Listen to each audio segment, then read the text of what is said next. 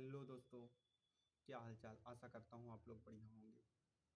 खेती गुरु के इस बेहतरीन प्लेटफॉर्म पर आपका स्वागत है। तो चलते हैं आज के नेक्स्ट पॉडकास्ट, जिसका नाम है production technology of brinjal according to BSc agriculture. And जो हमारे किसान हैं उनके लिए भी मैं इसी पे बात करूँगा कि ज़्यादा उनको दिक्कत ना हो किसी भी सब्जेक्ट को लेकर या किसी भी शब्द को लेकर। तो बात करते हैं प्रोडक्शन टेक्नोलॉजी ऑफ ब्रिंजल की, जिसे हम बैगन की तकनीकी उत्पादन कह सकते हैं।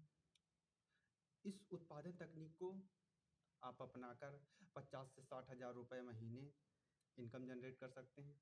तो इसी कार्यक्रम में चलते हैं, अगली कड़ी देखते हैं। तो बात करते हैं हम classification, botanical classification of brinjal, बैगन की वानस्पतिक वर्गीकरण। तो बात करें अगर इसके वैज्ञानिक नाम का या बॉटेनिकल वानस्पतिक नाम की, तो इसका नाम है सोलेनम मिलोनेगेन, सोलेनम मिलोनेगेना।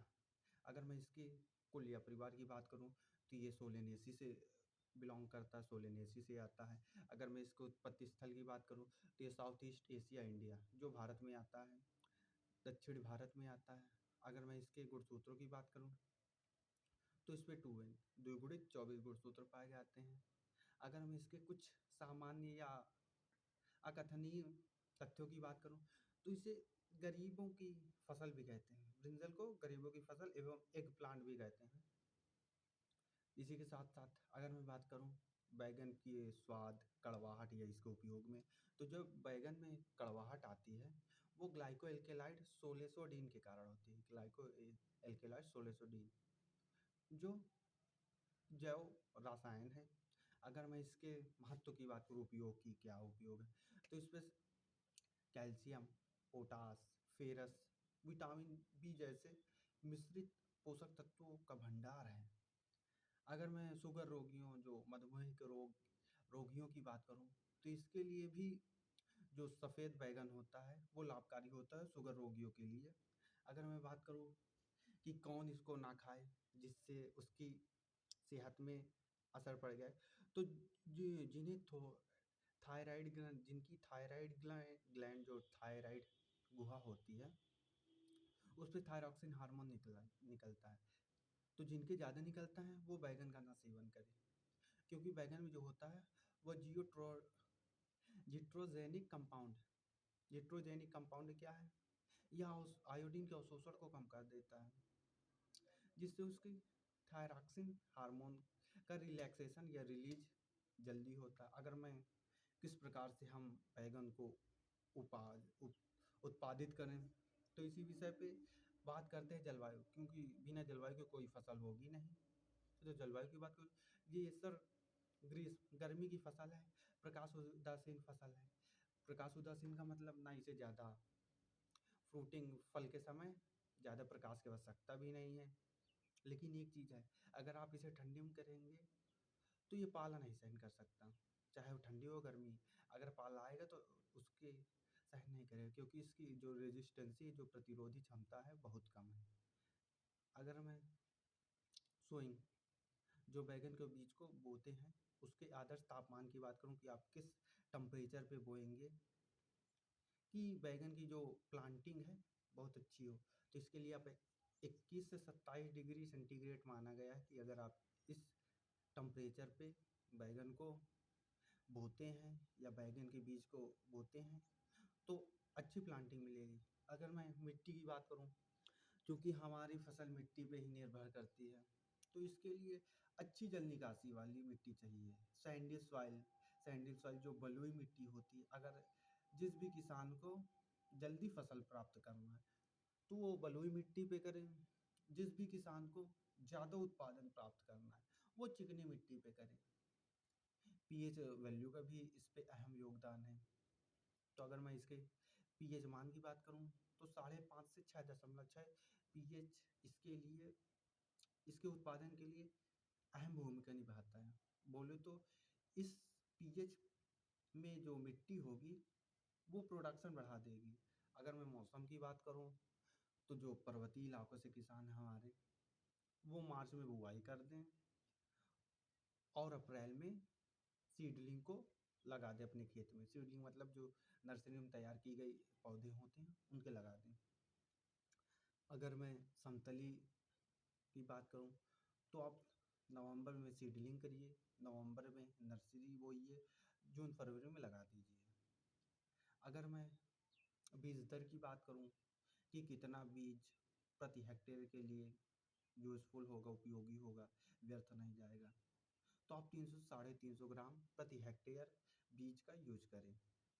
अगर मैं बात करूं कि किस प्रकार से बैगन की खेती करें या किस प्रकार से मिट्टी को मेंटेन करें कि फसल उत्पादन ज़्यादा हो, तो सर आप रेज्ड बेड जो ऊंची क्यारियाँ होती हैं आप उसका यूज करिए। ऊंची क्यारियों से क्या होगा, जल भर जाएगा तो जल की कमी नहीं होगी, ज़्यादा जल होगा तो जलहानि भी नहीं होगी। अगर मैं बैगन के पौधे की जो दूरी होती है, चूँकि उचित दूरी ही फसल उत्पादन का निर्धारण करता है। जो लंबी अवधि वाला है, जो लंबे समय वाला किस्म जिन लोगों ने तैयार कराया है या तैयार किया है, तो उनके लिए बता दूं कि आप एक पौधे से दूसरे पौधों के बीच में 75 से 90 सेंटीमीटर का गैप देंगी और एक पंक्ति से दूसरे पंक्ति के बीच में 60 से 75 सेंटीमीटर का गैप देंगे। ये है सिंपल ब्रिंजल से साधारण बैगन के लिए। अगर वहीं पर मैं हाइब्रिड जिन जो झाड़ीदार होते हैं और फैलते हैं, जब ज़्यादा फैलेंगे तो ज़्यादा एरिया कवर करवाना पड़ेगा, इसलिए उनके लिए 45 से 60 सेंटीमीटर एक पौधे से दूसरे पौधे के बीच में दूरी होनी चाहिए और उसी रेशियो में एक पंक्ति से दूसरे पंक्ति पे रेशियो होनी चाहिए दूरी की। तो अब खाद प्रबंधित करना है क्योंकि ज़्यादा लागत भी न लगे, उत्पादन भी प्राप्त करना है, तो FYM जो गोबर पास होती है 25 टन प्रति हेक्टेयर डालें। इससे आपकी उपज बेहतर होगी। अगर मैं डोज की बात करूं तो प्रोडक्शन ऑफ ब्रिंजल में 2 डोज पड़ती है, एक बेसल डोज, एक टॉप ड्रेजिंग। अगर बेसल डोज की बात करें तो NPK नाइट्रोजन, पोटास, कैल्शियम को 50-50-30 के रेशियो में प्रति किलो हेक्टेयर पौधे रोपाई के समय, जिसे बेसल डोज कहा जाता है। इस डोज में अगर आप ज़्यादा उर्वरक देंगे तो पौधा जल्दी विकसित करेगा और अनुकूलन क्षमता नहीं उससे बर्दाश्त होगी। अगर आप टॉप ड्रेसिंग में डाल रहे हैं तो नाइट्रोजन 50 किलो प्रति हेक्टेयर की दर से 30 दिन बाद प्लांटेशन के दौरान डालें। स्थानांतरण नर्सरी से जब आप खेत में बुआई करें या रोपाई करें उस समय आप डालें। उसी के दौरान आप अर्थिंग या मिट्टी चढ़ा सकते हैं, जिससे उत्पादन में अलग ही मंजर देखने को मिलेगा। तो हमने तो खाद डाल दी, अब सिंचाई भी करना है। तो सिंचाई किस प्रकार से हो कि पौधों को जल भी ज़्यादा लगे, पौधों में जल भी ज़्यादा अवशोषित हो और दक्षता भी बनी रहे। तो उसके लिए मैं बात करूँगा कि आप बुआई के प्रति 3 से 4 दिन के बीच में गर्मी में पानी लगाइए। सर्दी में 10 से 15 दिन, क्योंकि टेम्परेचर कम होता है, तो सर्दी में 10 से 15 दिन के अंतराल में लगाइए। ज़्यादा ज़्यादा जल का भंडारण न होने दें, क्योंकि पाले में ज़्यादा भंडारित होगा तो नुकसान करेगी। टेम्परेचर कम होगा, पाला रहेगा, जैसे मैंने पहले ही बताया कि सह नहीं पाएगा।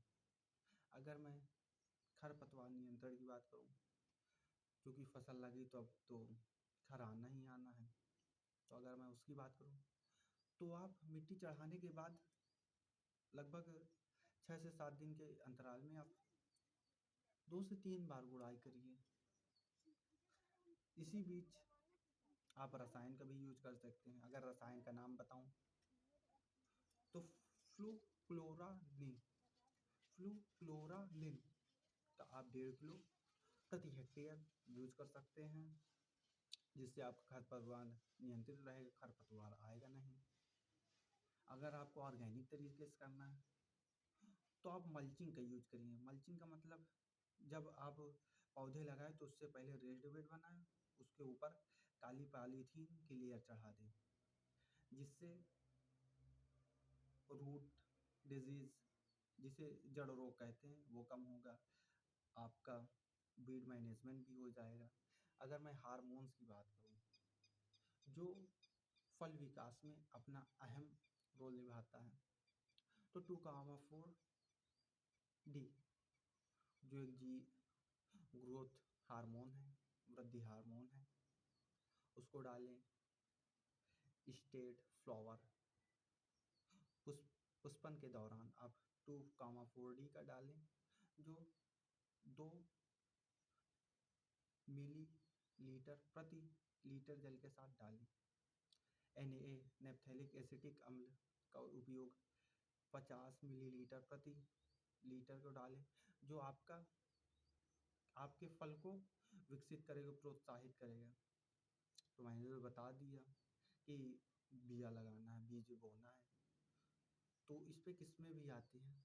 अगर आप IARI जो कि दिल्ली निर्मित करती है इन किस्मों को, तो आप पूसा श्यामला लगा सकते हैं, पूसा पर्पल लगा सकते हैं, पूसा पर्पल क्लस्टर लगा सकते हैं, पूसा क्रांति लगा सकते हैं।